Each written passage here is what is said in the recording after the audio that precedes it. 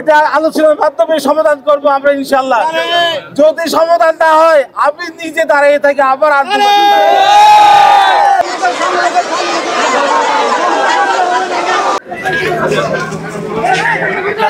এটা অবশ্যই রায় মানি, কিন্তু আদালতকে বলা হয়েছে যে নদীর সীমানা জরিপ করার জন্য আরএসএ ওই সীমানা জরিপ না করে সারা 10 কিলোমিটার দুই পাশে যারা মানুষ আছে তাদেরকে আতঙ্কিত করে ফেলছে।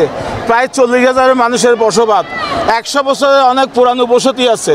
তা আমি কথা বলছি প্রশাসনের সাথে, এটা ওরা শুনতেছে এবং আমার মনে হয় আমরা বসে জেলা প্রশাসনের সাথে বসে একটা সুন্দর সমাধান করা যাবে। আজকে বিকেলে বসে অবশ্যই সমাধান করা যাবে। এরা হয়তো উচ্ছেদ করবে না, আজকে কথা দিয়েছে আমাকে তারা উচ্ছেদ করবে না। তো ঠিক আছে, আমরা বসার পর যেটা সিদ্ধান্ত হয় সবাই মিলে সম্মিলিতভাবে আমরা শুধু বসে এটা সিদ্ধান্ত বাস্তবায়ন করবো। আর এখানে মিথ্যা মামলা করেছে, যে মিথ্যা মামলাগুলো আমি অবশ্যই আজকের দিনের মধ্যে প্রত্যাহার চাই। আমি তো বলছি এটা পুরো শহরের মানুষ উচ্ছেদ আতঙ্কে আছে।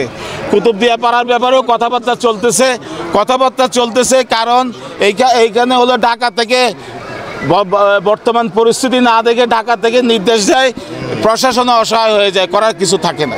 তো ঢাকার লোকজন এখানে কক্সবাজার এসে ভুক্তভোগীদের সাথে কথা বললে তারা এরকম সিদ্ধান্ত দিতে পারতো না।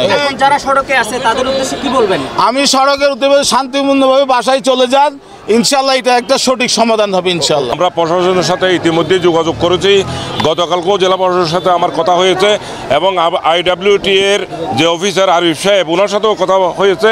আমরা বলেছি যে হাইকোর্টের নির্দেশনা অনুযায়ী পরিমাপ করে তারপর ব্যবস্থা নেওয়ার জন্য।